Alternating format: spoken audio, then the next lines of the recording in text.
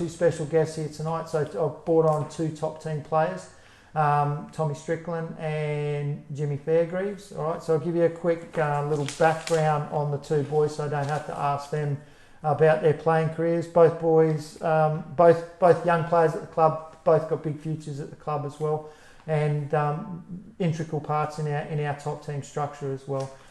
Jimmy's the only junior that we've got playing in our system at the moment that have come through. Played under 9s right up until under 17s, I think, at the club, or under 18s, but played right up until then, and then had to go away to a couple of different clubs. So I think he went to Caboolture, North Pine, Moreton Bay, played in the NPL for a couple of years. Went to North Star as well for a year, playing top team there. So he went away, plied his trade in elsewhere, and then came back into our top team here back at Power. So, it's good to have him back. Tommy's a North Pine, so still a local boy, but played most of his juniors at North Pine before going overseas. So played 3 years overseas in a lower conference, a young player playing in senior football, and then come back here to play with, came back to Power in 2016.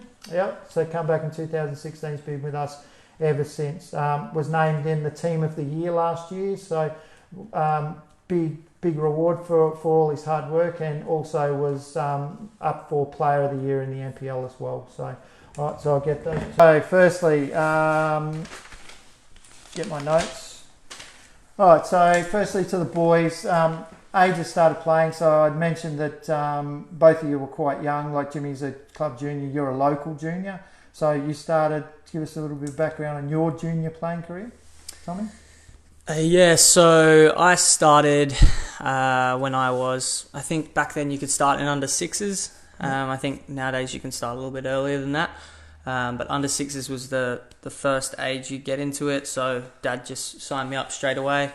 And then from there, just all the way through, never stopped. I was talking the other day with Mum and Dad, and I said to them, like, when I was younger, did I ever miss a game through injury or anything? They're like, I don't think you've ever missed one single game. Yeah. So I think just fell in love with it. It wasn't pushy parents or anything like that. It was just, that's what I love to do. Did you play across age groups or anything like that? Did you double up or play? Well, in under 9s, so we had, that was like back then it was a sort of 3/4 size field. I played under 9s and under 10s.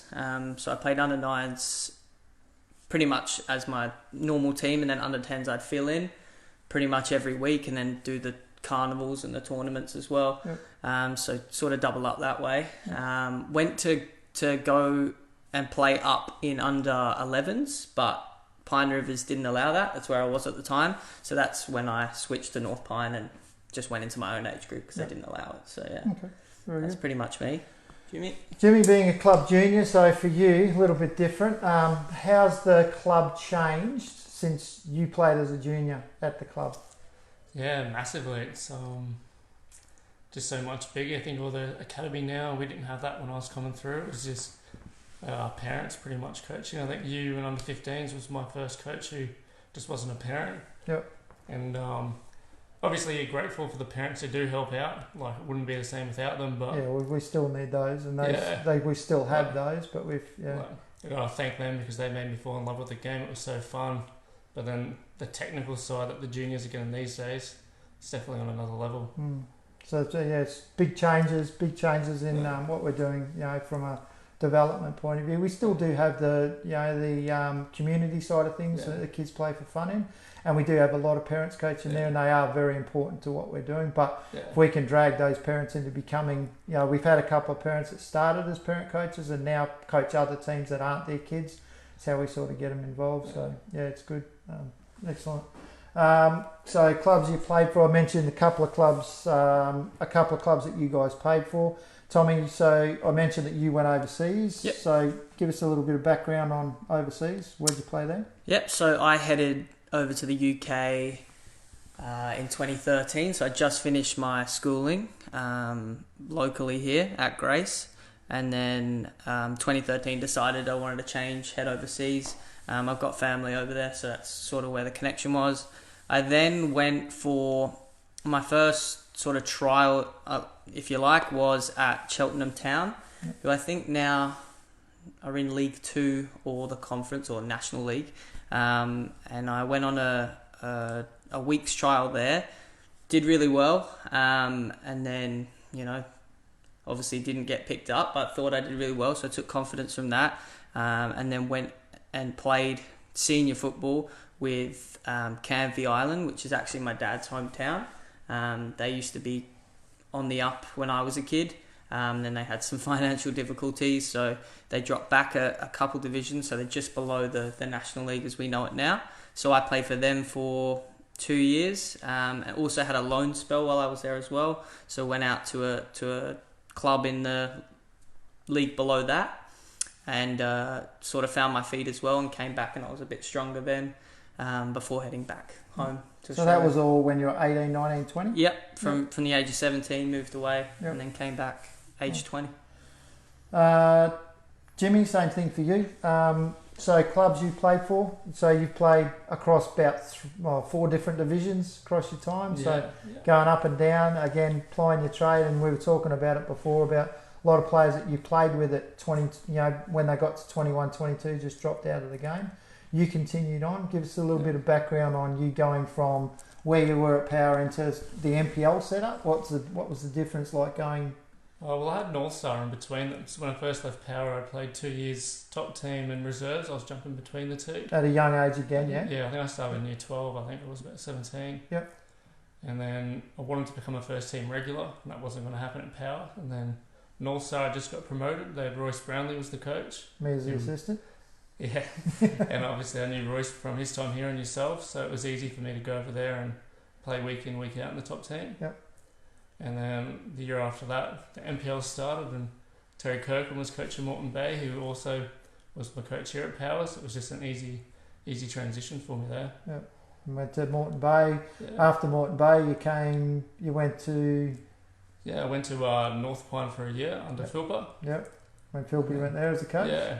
Yeah. So we got them promoted, and then Philpa came back to Power and took me with him. Came back with him. Yeah. So back at Power, as you just say, and for you guys out there, so especially some of the young kids coming through, sometimes it's not always about staying at the club for the whole time to get back to the club, and Jimmy is a good example of going away, learning your trade, playing senior football, and then coming back into the system and making it back that way through our top team. And it's the same anywhere in the world. Sometimes you can't go through, right through the academy into the top team. You've got to go away, play your senior football, get noticed, and then come back to the club. So it's a good it's a good one having Jimmy on here to understand where there is a pathway back into the club, even if you don't make it at that age.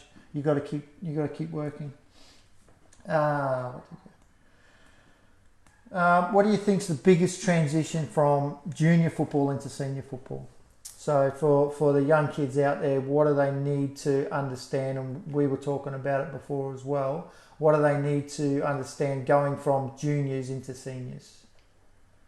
I think it's just a bigger level of commitment. You're versing some people who have been doing a lot longer. They're a lot smarter, and some of them will dedicate their whole lives to it. So you need to be prepared to make that commitment as well. And I think the other one is self-belief. So the best players around the world make mistakes. So when you step up, you're gonna make mistakes, especially early on. But you have to keep backing yourself to keep going. Tommy? Yeah, to add on to that, as we were discussing before this, you're gonna get thrown in the deep end at one stage or another at a young age if you're good enough. And it's up to you really. If you want to make something of yourself, it's sort of sink or swim mentality. You might get not abused, but like verbally pushed in a setup. As Jimmy said, you're playing with experienced players who, again, you touched on it. You're coming for their position. They're going to be a bit ruthless, but it's about self-belief and knowing that you belong there as well. And just being confident, just play, have fun, but just be confident in your abilities. Yeah. And if any of the players out there have met Tommy or Jimmy, they both know that neither of these two players are big players. They're not muscle guys. They're not in the gym all the time, even though Jimmy thinks he's well put together, but he's they're not big in the gym or anything like that, but they are very mentally strong and they do use what they've got really well. All right, no one can catch Jimmy, so he tells me, but anyway. I've never been in a gym. Yeah. What is a gym?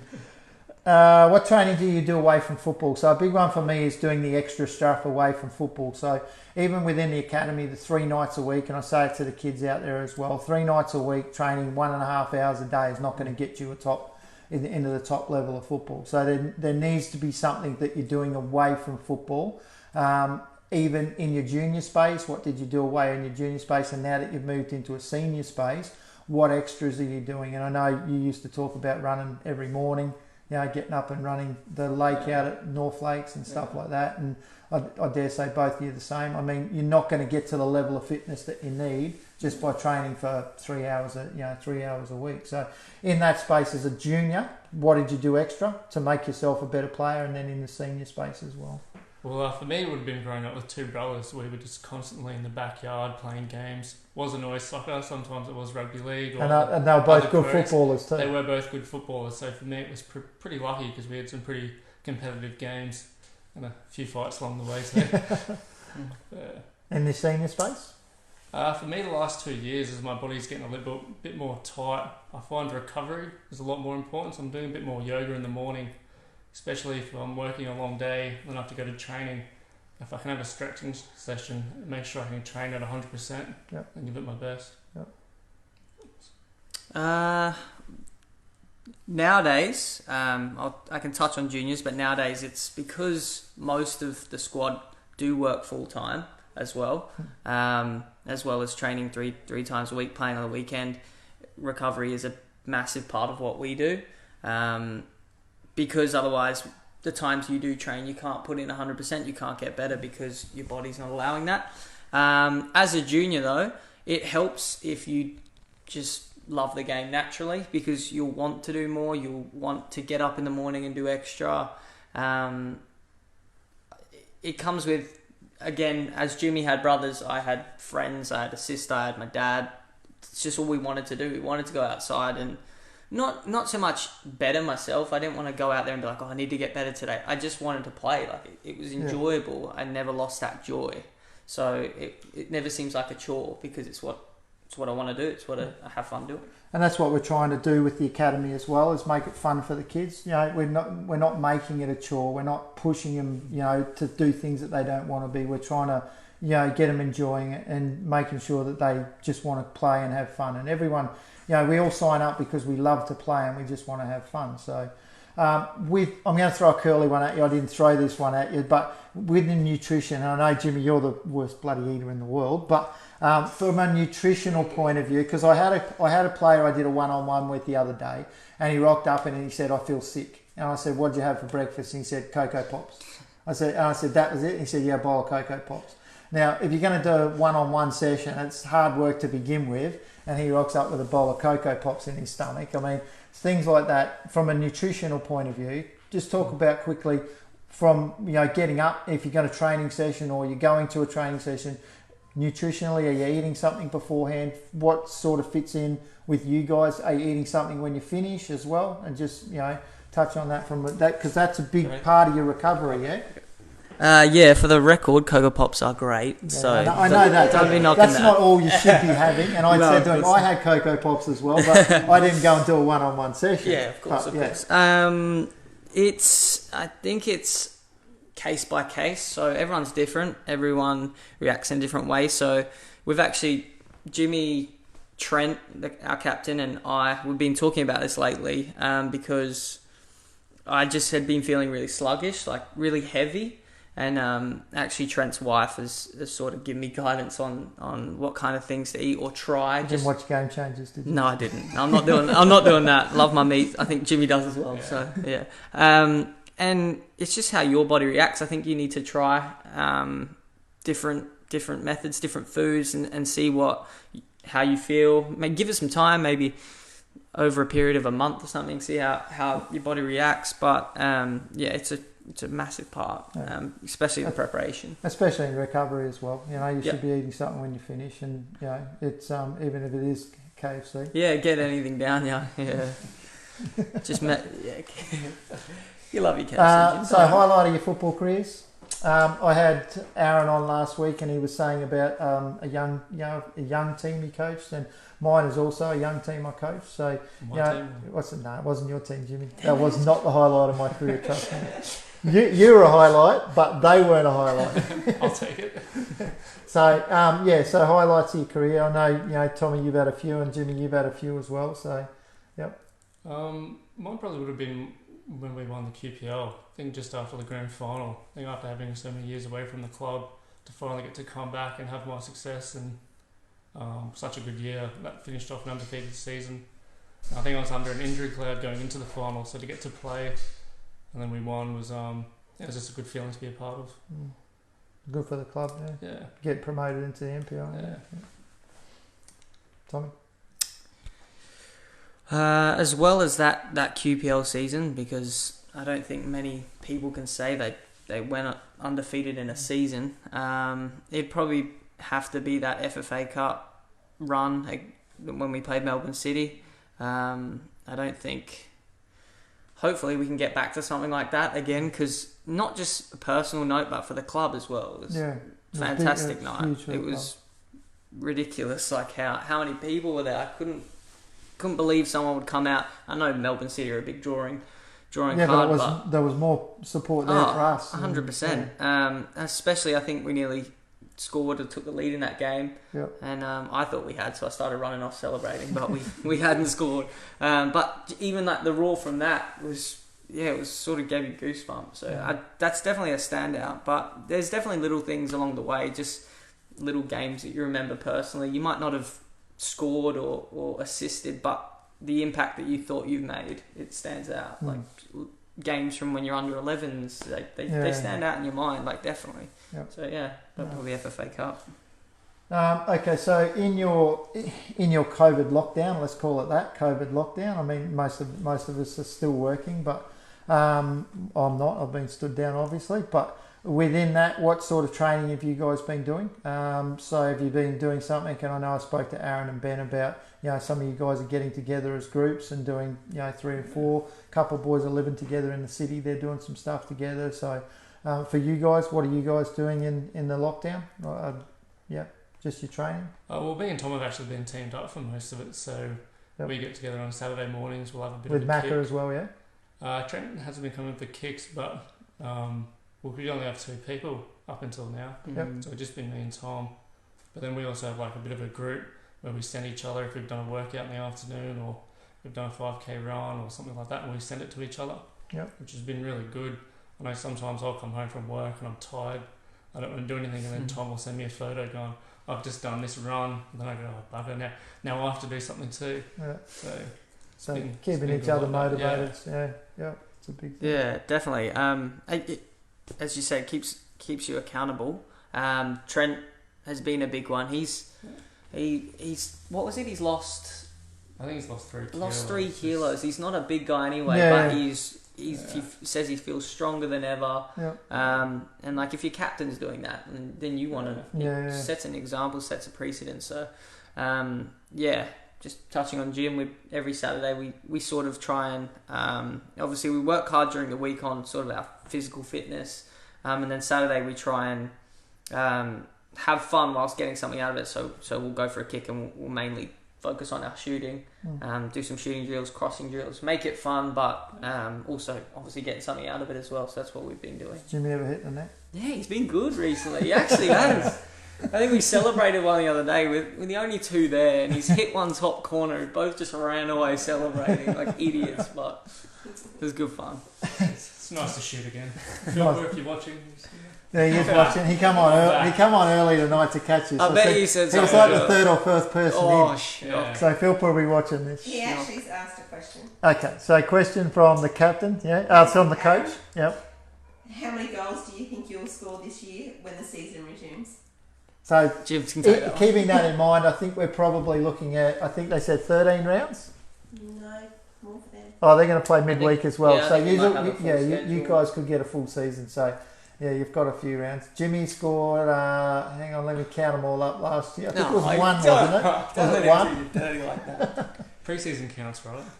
I only had 4 shots. I was playing in the back line, so that's probably Aaron's fault. How many did I score under you that year? Oh yeah. Well, we scored 61 for the season. I think you scored 40 and set up 15 of the others. Yeah, back when a coach put me up front. Yeah. When you had a coach who had confidence in you. you. Had belief in me. Thanks, Paul. No worries, mate. Okay, so Tommy, how many? Personally, I always look for minimum 10. Just because if especially if I'm playing sort of an attacking midfield, There'll be 9 bangers. I can guarantee you. There'll be 9 bangers. Let's hope so. Yeah. No, I'll take them wherever they come. Off the knee, I don't care. Like they go in, they go in. But yeah, as an attacking midfielder, you need to be contributing through goals or assists. So minimum 10. But I think I'm 1 in 4 at the moment. So, but we've had some hard games. So hopefully I get a few easy ones. Something like that. Jimmy, I'll take 10 assists. 10 assists. Jimmy doesn't care about goals. Well, he just cares about as long as the team scores. Yeah. Depends what end of the field. There you go. Team players. Team players out there. There you go. 10 assists. He doesn't care about the goals. And Ben Ryan's asked, what is your favourite colour Powerade? Oh God. Oh, what a boring man. Ben Ryan. What's your favourite coloured Powerade? Jim, you can take this one. Oh, I like to jump between the blue and the red. You can't stick to one; it just gets a bit boring. I like orange. Orange. Yeah. There you go. Colour of Ben's hair. Topical. Yeah. Orange. Oh God. Have you seen that? Obviously. Yeah. His blonde hair. Yeah. It's nice. Came here the other Slim day. Shady. Yeah, Slim Shady. That's what I said. Slim I Shady. think it suits him. Like to thank my 2 guests for coming in. First, Jimmy, well done, mate. Thank you. And Tommy, excellent work. Thanks, guys. And I'll see you all later, guys. Stay safe, and we'll see you guys all next week. Bye-bye. Bye.